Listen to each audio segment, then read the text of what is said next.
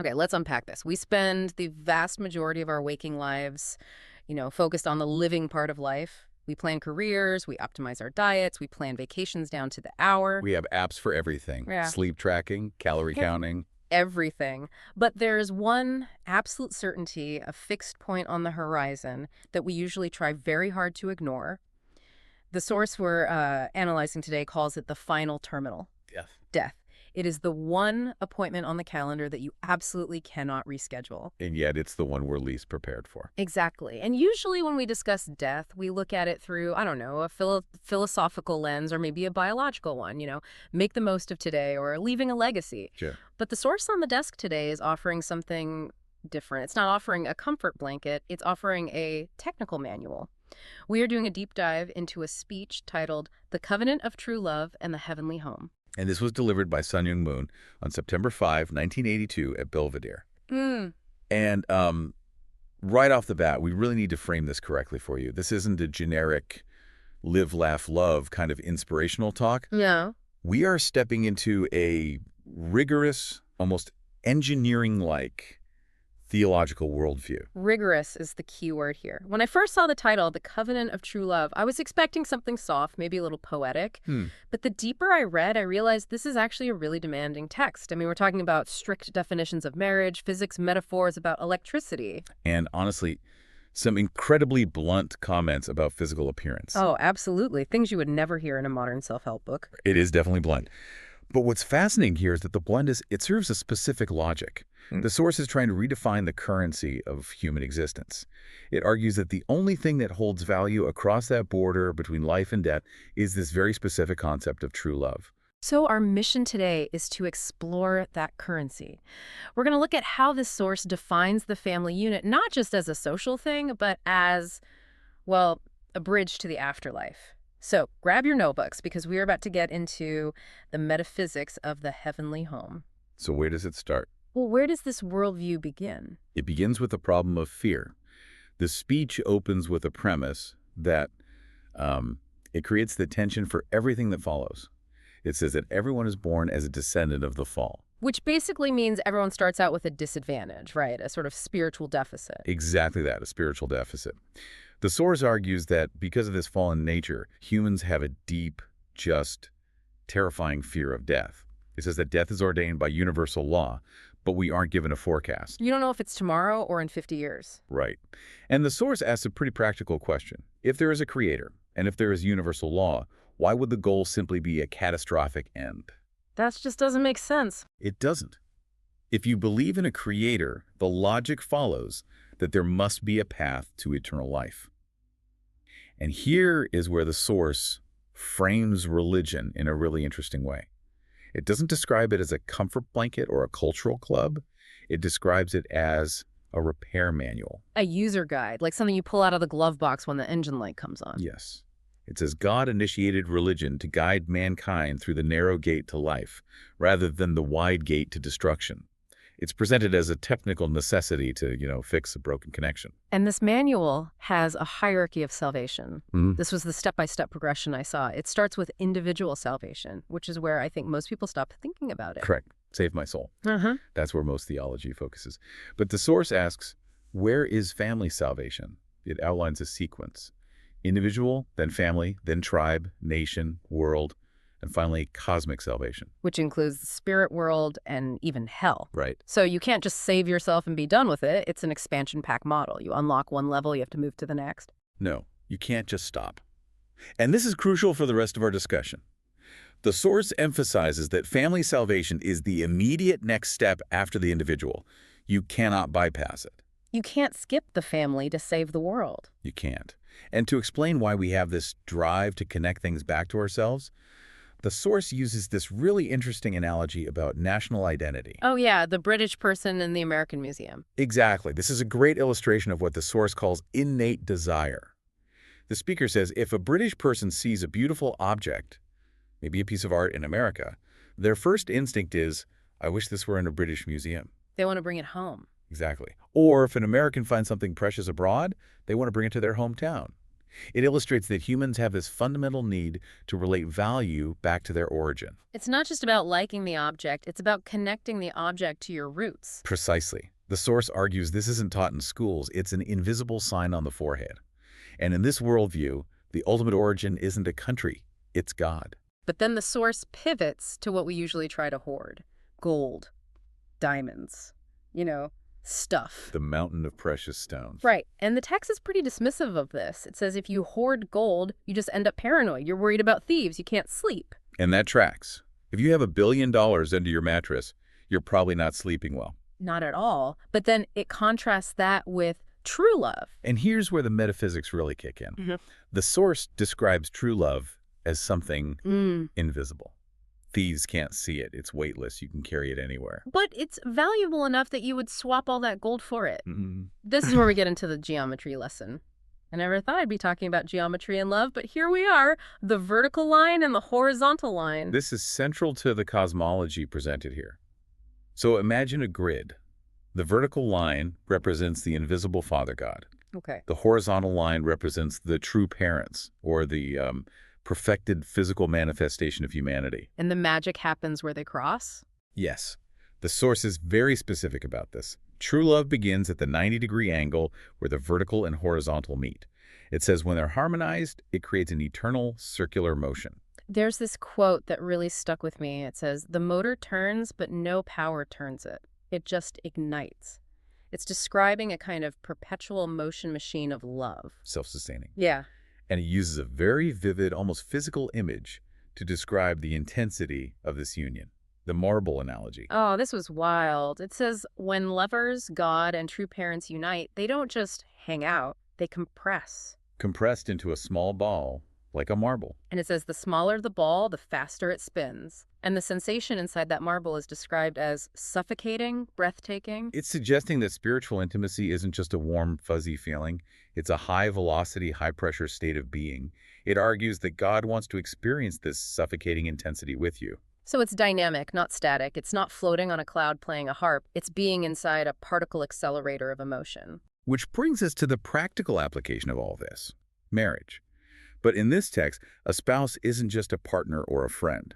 Right. Usually we think of a spouse as our best friend or life partner. But here, the definition is much more, utilitarian in a spiritual sense. The source calls the spouse a conducting wire. Or a conveyor belt. A conveyor belt. That is not usually what you write in a Valentine's card. Dearest, you are my favorite conveyor belt. It sounds unromantic to our modern ears, but you have to remember the goal here. The goal is to connect to that vertical God. The source says your husband or wife is the conducting wire that brings God's love to you. You can't touch the electricity directly. You need the wire. Exactly. And this leads to the gold wire metaphor. This is where the source gets really, really blunt about appearance versus substance. It sets up a choice. The speaker asks the listener to choose between two wires. Wire A is straight, handsome, looks perfect, but it's only gold-plated. And wire B is crooked, ugly, maybe twisted, but it is solid, 24-karat gold. And the verdict. The source argues that for electricity, or in this case, God's will to flow 100%, you need the solid gold. The shape doesn't matter. The conductivity matters. The gold-plated wire is an imitation. It acts as an insulator, even. It won't carry the current. It won't. And Myung, the speaker, uses this to drop some seriously heavy rhetorical questions on the audience.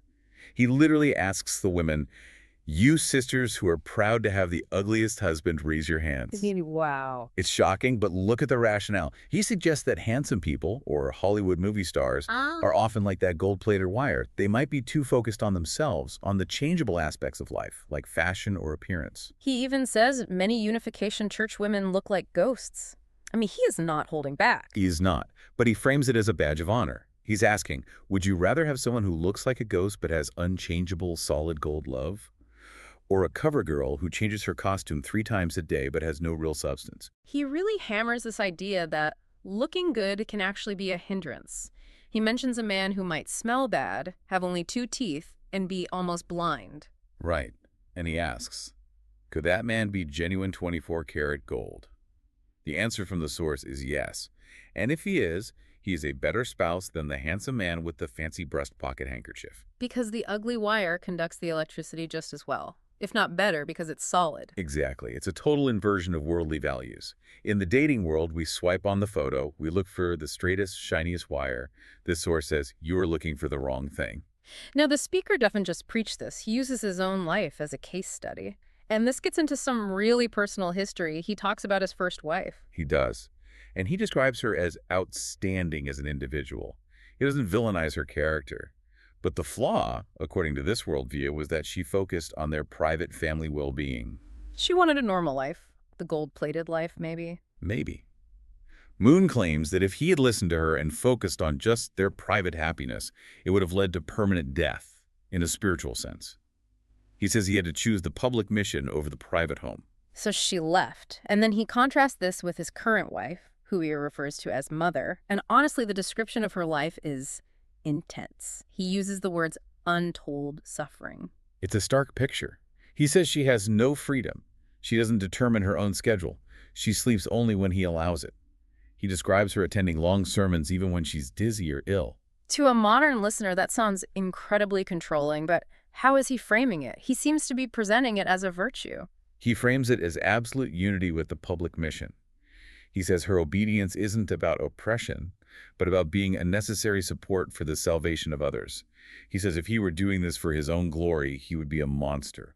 But because he believes it's for God, her suffering becomes a form of that solid gold sacrifice. She is the wire that has been bent and twisted, but conducts the current perfectly. There's also this story he tells about a massage, and I have to admit, when I first read this part, I had to read it twice. It's a very specific anecdote to include. It is. It's the story about Mrs. Lee. Moon recounts being at sea. He is exhausted, basically half asleep, and he receives a massage from a helper, Mrs. Lee. In his semi-conscious state, he thinks it's his wife, and he reaches out and caresses her. And then he wakes up and realizes, oh no, that is not my wife. Right. Now, in many contexts, this would be a scandal, a secret. You would bury that story. Yeah. But he uses it to demonstrate transparency. He immediately told his wife. They all met together with Mrs. Lee. And Mrs. Lee's reaction wasn't shock. It was, I feel very honored. Mm. The takeaway he wants the listener to get is that because there was complete purity and trust, there was no shame.